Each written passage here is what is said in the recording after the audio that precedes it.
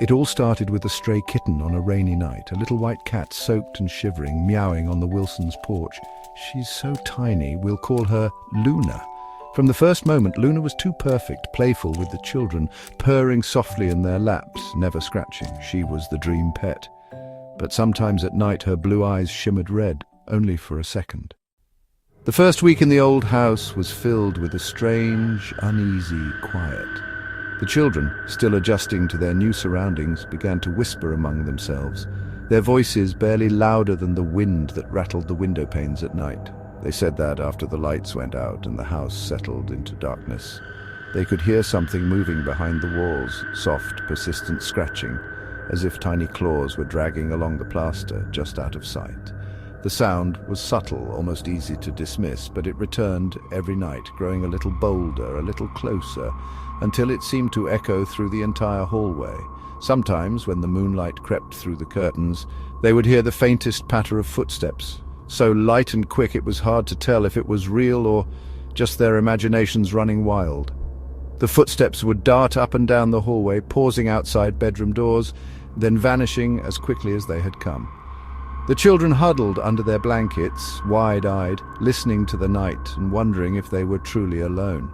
One night, Emma, the eldest, woke suddenly from a restless sleep. The room was cold, and the air felt heavy as if something unseen was watching her. She turned her head and saw Luna, their white kitten, sitting perfectly still in the far corner of the room. Luna's eyes glowed in the dim light, unblinking, fixed on Emma with an intensity that made her shiver. The kitten didn't move, didn't even twitch her tail. She just stared, silent and motionless, as if she were waiting for something to happen. Emma sat up in bed, her heart pounding in her chest. She tried to call out to Luna, but her voice caught in her throat. In that instant, as if responding to some silent signal, Luna seemed to dissolve into the shadows. One moment she was there, the next she was gone, leaving only a faint shimmer in the air where she had been.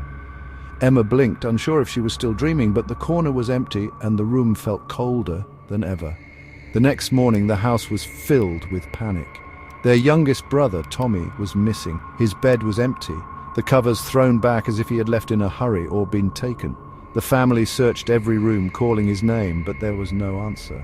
When the police arrived, they combed through the house, checking windows and doors, looking for any sign of forced entry or a clue to where Tommy might have gone. But there was nothing. No footprints, no broken locks, no sign of struggle. It was as if Tommy had simply vanished into thin air. While the adults spoke in hushed, worried tones and the police took notes, Emma slipped back into Tommy's room. She noticed something everyone else had missed, a series of small, sharp claw marks scratched into the fabric of Tommy's pillow.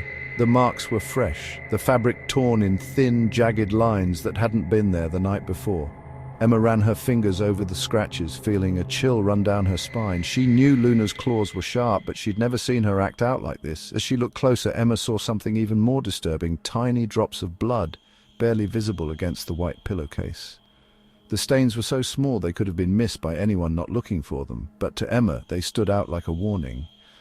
No one could explain where the blood had come from, and the police dismissed it as a nosebleed or a scratch, but Emma wasn't convinced.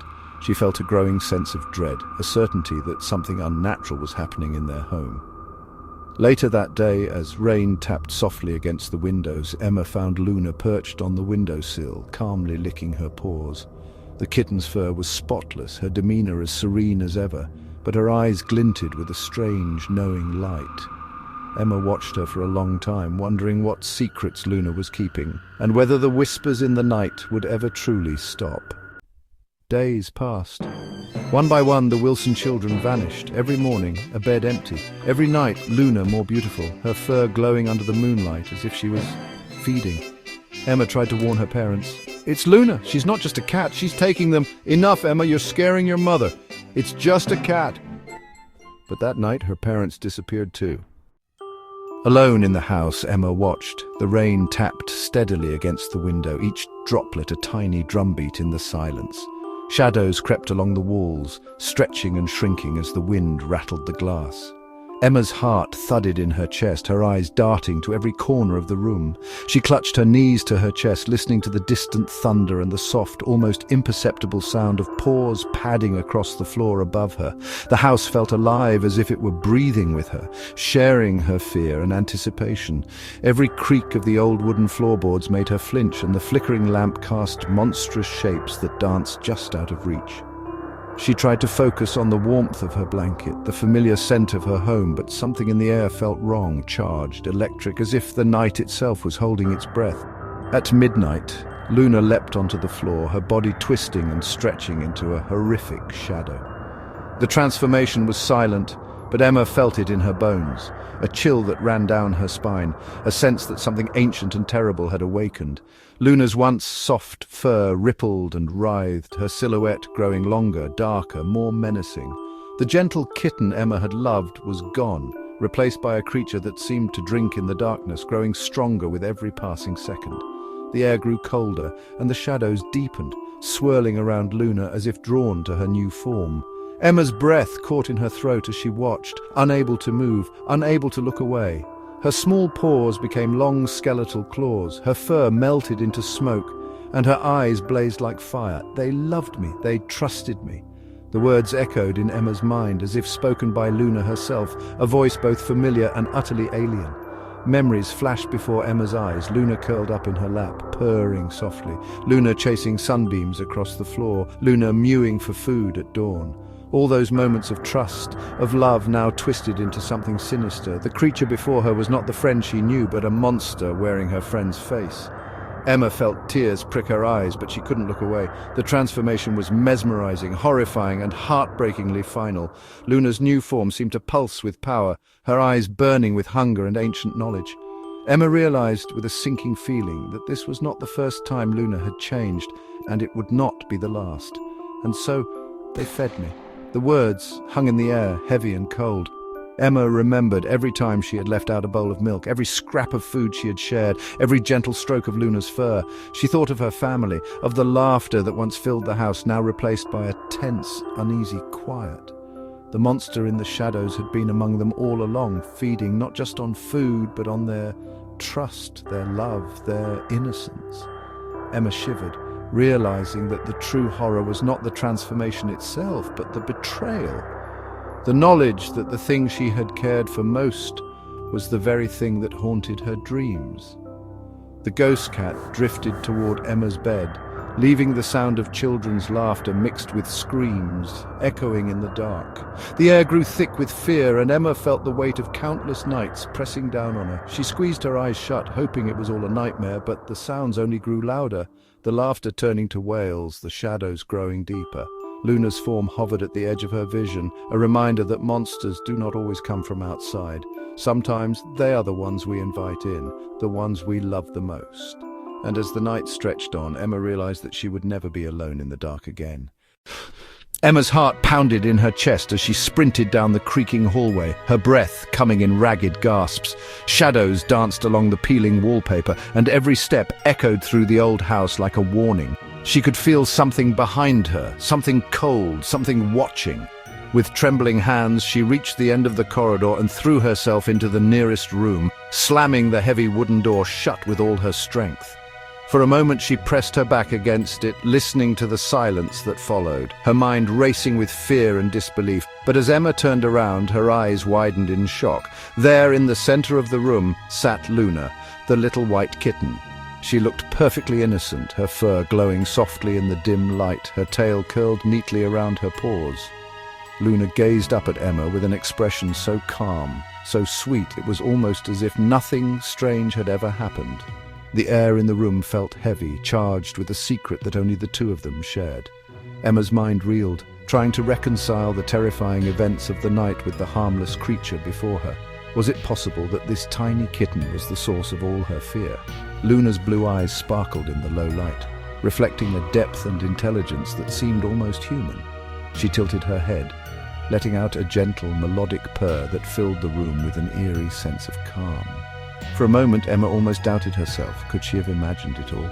The kitten's gaze was unwavering, as if she was daring Emma to speak, to tell someone what she had seen. But who would ever believe such a story? A kitten with eyes that seemed to hold ancient secrets, a purr that soothed and unsettled at the same time.